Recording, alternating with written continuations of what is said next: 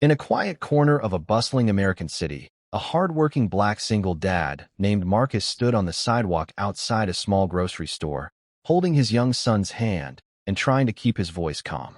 Blue lights flashed. Officers approached.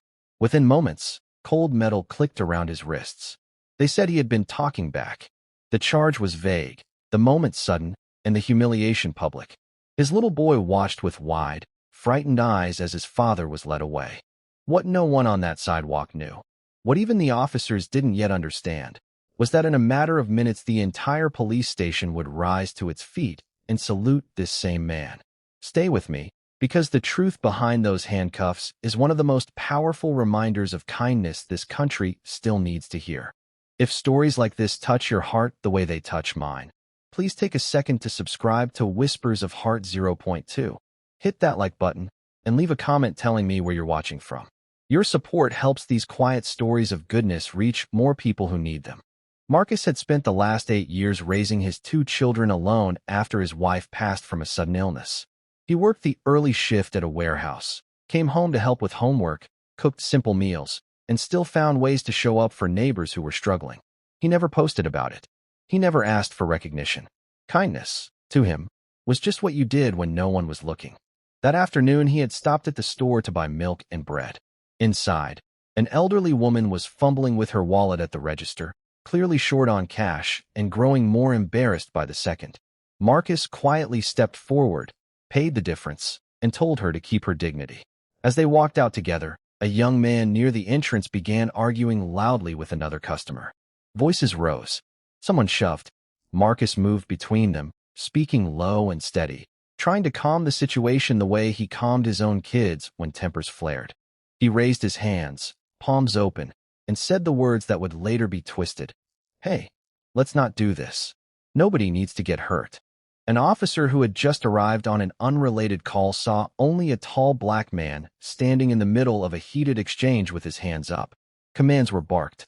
Marcus, still trying to explain that he had only been keeping the peace, answered with the same firm but respectful tone he used at home.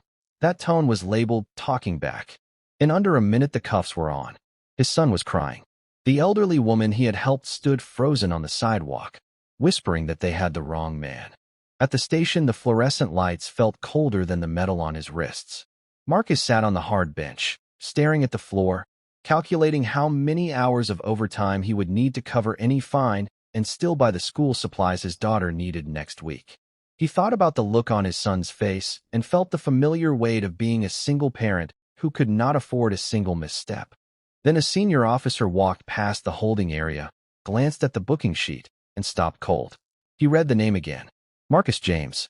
He stepped closer, studied the face under the fluorescent lights, and something shifted in his expression. Without a word, he turned and walked straight to the lieutenant's office. What the younger officers didn't know was that 5 years earlier, during a late-night domestic call that had gone wrong, this same lieutenant had been bleeding on a dark porch while a disoriented suspect still held a weapon nearby. Backup was minutes away. A civilian who lived 2 doors down had heard the shouting, come outside in his work clothes, and without hesitation placed himself between the wounded officer and the danger. He talked the armed man down with the same calm voice he used on frightened children. He stayed until the ambulance arrived. He refused any interview. He simply asked the paramedics to make sure the officer's family was notified gently. That civilian was Marcus.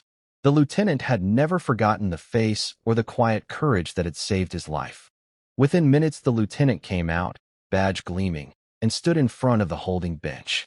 He ordered the cuffs removed. Then he did something no one in that station expected.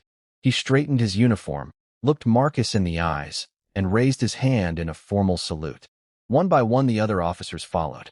The room that had felt so cold filled with the soft sound of boots shifting as every person present stood and saluted the single dad who had once risked everything for a stranger in blue. Marcus rose slowly, rubbing his wrists, eyes shining but voice steady. He thanked them, then asked only that someone check on his son still waiting outside with a kind neighbor. The lieutenant drove him home himself. On the way, he told Marcus the full story of that night 5 years earlier. The fear, the blood, the sudden appearance of a calm voice that refused to let another life end on a dark porch. Marcus listened in silence. When they reached his modest apartment, he simply said, "I just did what anybody should do."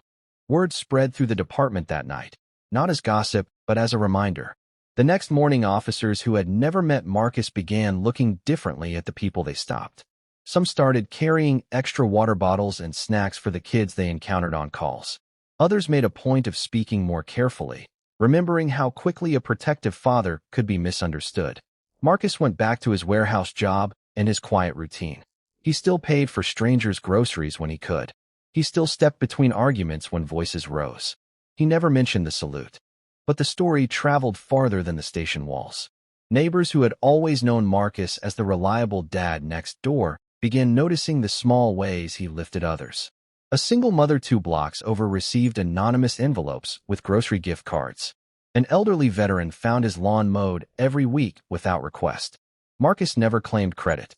Kindness, he still believed, works best when it doesn't need an audience. Weeks later, the lieutenant visited again, this time with a small framed photo of the entire shift standing in salute. He handed it to Marcus and said, "We don't forget the people who show us what courage looks like without a uniform." Marcus placed the frame on a shelf beside pictures of his children and smiled the soft smile of a man who had never asked to be a hero. In a country that sometimes feels divided by noise and suspicion, stories like Marcus's cut through the static. They remind us that kindness is not weakness. It is the steady hand that reaches across fear. It is the voice that chooses calm when anger would be easier. It is the quiet decision to protect a stranger even when no one is watching, and the unexpected moment when that decision circles back to protect you. If this story stayed with you, let it stay with the people around you too. The next time you see someone struggling at a register, or voices rising in a parking lot, or a parent trying to hold everything together, remember Marcus. You don't need a badge or a title to change the temperature of a moment. You only need the willingness to step forward with an open hand and a steady heart. Kindness still matters. It still travels farther than we can see. And sometimes, when the world least expects it, the people who practice it quietly are the ones the entire room stands up to honor.